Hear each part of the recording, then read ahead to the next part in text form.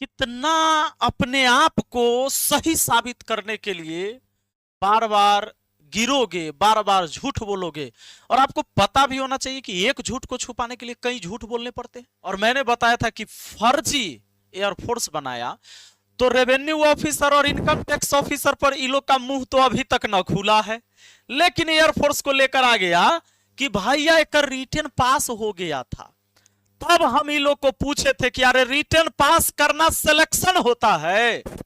हम तो बोलते हैं हजारों हजार लड़का बिहार पुलिस में चार चार बार अपना जिंदगी में रिटर्न पास किया तो सिलेक्टेड स्टूडेंट कहलाएगा। ओकरा वर्दी पहना दोगे। बच्चों के इमोशन के साथ ना खेले। गरीब का बच्चा जब आता है ना गांव से पढ़ने पटना, तो हो सकता है उसका बाप अपना खेत को बंधक रख के भेजा हो, घर पर जो गाय भैंसी होगा उसको बेचकर भेजा होगा कि बेटा जाओ साल भर पढ़ लेना।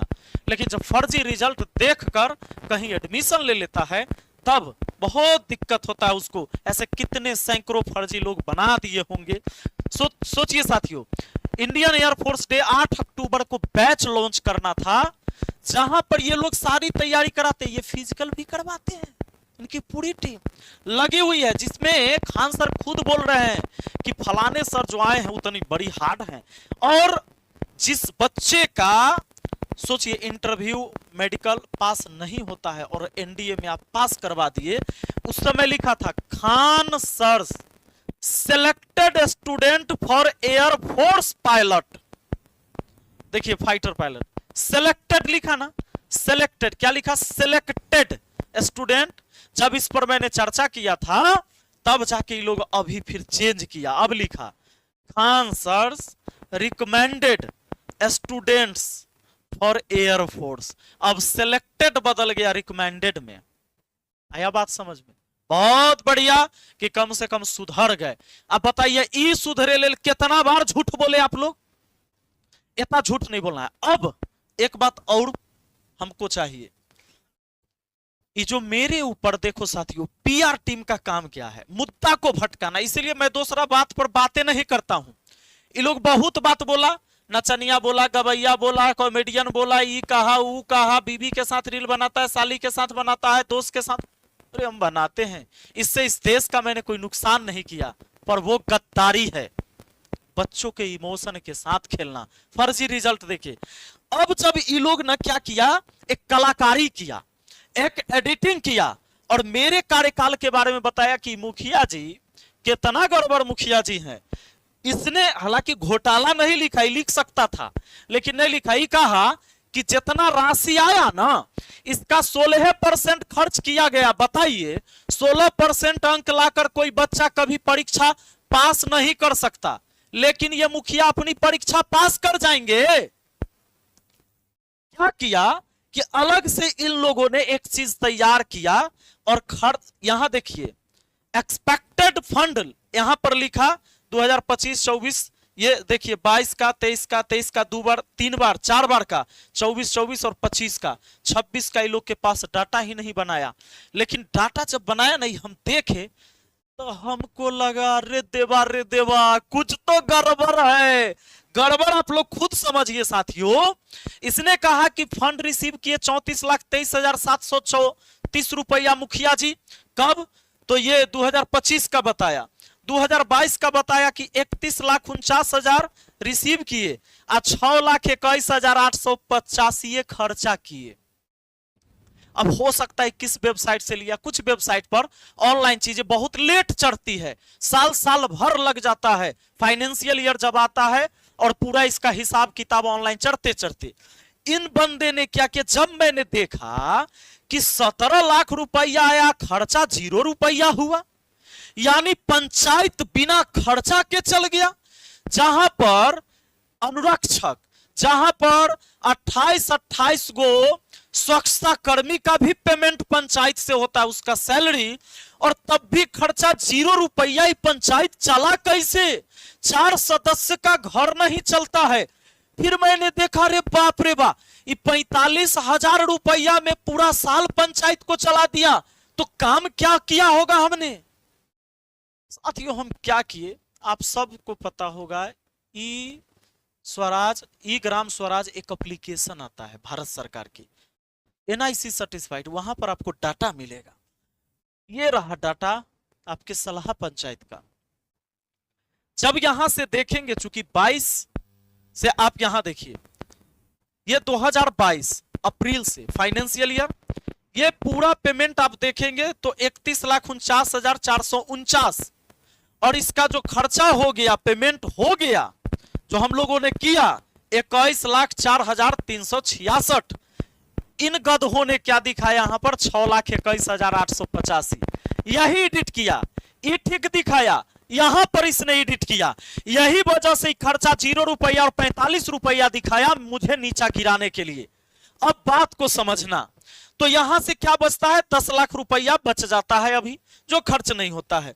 फिर आता है 31,73,000, ये आपका जो आ गया देखिए 2024, 23 से यहां फाइनेंशियल ईयर, ये देखिए फरवरी 2024 तक और मार्च, तो 23 वाला समझिए 31,73,000 और खर्चा हो गया 29,92,000। फिर इसी तरीके से अगले साल जब 24 में चले तो 16-27 आया, 36 लाख खर्चा हुआ। तो कैसे हुआ भाई, 16 लाख आने पर 36 लाख कैसे खर्चा हुआ, तो इधर जो 10 लाख पेमेंट बचा था, इधर जो पेमेंट बचा था, ये पैसा उधर जाकर ऐड हो जाता है, फिर हमने इतना खर्च कर दिया, और 1,65,000 रिजेक्ट हो गया। हो सकता है अकाउंट में या कहीं कोई गड़बड़ी हुआ होगा, या किसी कारणवश ये रिजेक्ट हो गया पेमेंट, ये 1,65,000 नहीं है। कई बार आप भी किसी को पेमेंट करते हो और पेमेंट रिजेक्ट होता है, कोई कारण होता है। अब समझिए, अब जो लास्ट में आप आते हैं ये 2026 तक के देखिए, मार्च में 31,15,439 आता है, जिसमें 16,91,000 हम खर्च करते हैं, और ये मोटा मोटी मान के चलिए कि 1,13,65,590 रुपया पूरे अब तक सरकार ने सलाहा पंचायत को दिया। इसमें से 1,04,09,404 रुपया खर्च हुआ अभी तक। अब बात को समझिए, यहां पर जो लगभग 9 लाख ही और 1,65,000, लगभग 11 लाख रुपया मान के चलिए जो बचा हुआ है, ये पैसा से अभी पूरा साल चलेगा, जिसमें सभी को बिजली बिल, जो पंचायत में मोटर चलता है पानी के लिए, जितने भी अनुरक्षक हैं, स्वच्छता कर्मी, इन सब का सैलरी यहीं से जाना है। तो अभी पूरा ये साल हमारा 6 महीना बचा हुआ है। समझ में आ रहा है गधों, गधों, समझ में नहीं आ रहा है। अब एगो बात समझिए, ये लोग ऐसा खेल क्यों करता है, ऐसा खेल इसलिए करता है कि नेताओं पर तो हमेशा नेता को झूठ माना ही जाता है। मैं कोई नेता नहीं हूं, मेरा धर्म ही, मेरा ईमान ही शिक्षा रहा है, मैंने बच्चों को पढ़ाया, वो तो गांव के लोगों ने मुझे चुन लिया तो मैं बन गया। पूछ रहा है कि क्या क्या किया तुमने, अरे मैंने वो किया है जो आज तक नहीं हुआ था। सबसे पहले बाढ़ मुक्त पंचायत बनाए हैं, अपने गांव को बाढ़ मुक्त बनाया, जो हर साल बाढ़ का पानी घुसता है। अरे हर साल विवाद होता है, हम जानकारी देते हैं, जानकारी हम कितना बार दे तुम लोग को गधो। बाढ़ मुक्त बनाया कि फसल अब बर्बाद नहीं होती है, नहर बांध की व्यवस्था करवाया कि बाढ़ मुक्त रहे हमारा गांव। और पता है तुझे, लाइब्रेरी नहीं था, लाइब्रेरी बनवा दिए रे। अरे पंचायत सरकार भवन आज तक नहीं था, डीएम से लड़े थे ना, हाई कोर्ट तक केस लड़े, पंचायत सरकार भवन का काम अब होने वाला है कंप्लीट। वो बना है रे जो आज तक नहीं था पंचायत में। रे पंचायत में जो व्यक्ति को राशन 5 किलो के बदले 4 किलो 4.5 किलो मिलता था, हमारा यहाँ 5 किलो के 5 किलो मिलता है रे गधा। सबसे पहले जो पीआर टीम को लगाया गया है पैसा पर हमारा बदनाम करने के लिए, तुम गधों एक बार अपने माइक लेके अपने पंचायत जाओ और कहो ना कि 5 किलो के 5 किलो तुम राशन दे के दिखा दो, जाकर अपने वीडियो और एमओ से एक बार सवाल करके तुम हमको दिखा दो। रे गधा, तू तो जाता होगा तो खुद अपना काम रिश्वत देके करता, तू खुद जाता होगा तो अनाज पूरा लेके नहीं आता होगा। ये काम के है और क्या कर दे तेरे गधा। एगो बात बताओ तुम हमको, इस सलाहा ये हमारा जो गांव, ये अमेरिका के गांव है रे, ये अमेरिका में आता है, एकरा अलग से ट्रंप चलाता है रे, कि बिहार सरकार, भारत सरकार के पास जो खजाना है उसी से इसको भी हिस्सा मिलता है, उसी से काम होता है। जापान सरकार हैंडल करता है रे, स्मार्ट सिटी हो जाता। बेहुदा कहीं का, मुद्दा पर आओ, मुद्दा पर, मुद्दा ना भटकाओ। एगो बात बताओ, एकरा तू सिलेक्टेड को तो अब रिकमेंडेड किया, सुधार रहा है, हम चाहते कि तू सब सुधर जाओ, लेकिन तू सब फिर रास्ता गलत ध लेता है। सिलेक्टेड स्टूडेंट को रिकमेंडेड किया, ठीक किया। हम तो यह पूछ रहे थे कि कर सके पोस्टिंग कहां है, एकरा नाम पर तू बैच बनाता है, कह देता है कि सिलेक्ट हो गया। हम मेडिकल बच्चल है तो तू बोलोगे ना कि अभी मेडिकल नहीं हुआ, इंटरव्यू नहीं हुआ, वो में फेल हो सकता है। तू बैच बनाओगे करोड़ों के इसके नाम पर, और कैसे कैसे इसको ये उड़ाने के लिए दे दिया। फिर ये तीन हमारे लड़के आए हैं, सिलेक्ट हुए हैं एयरफोर्स में, इन तीनों के लिए उड़ाने के लिए दे रहे हैं। अब सुधर रहे हो, हम तो यह चाहते कि तुम सुधरो। और एगो बात बताओ गैंग, खान सर से पूछना कि ये इनकम टैक्स ऑफिसर कब तक लाकर देंगे कि बेचारा किधर छापामारी कर रहा है, और ये रेवेन्यू ऑफिसर अभी तक कौन सा ब्लॉक में जमीन का मामला सुलझा रहा है, इकरा कहिया लेके आओगे। है ताकत है, एक जवाब दो। कब हमारा बदनाम करने से ही सब ठीक हो जाएगा?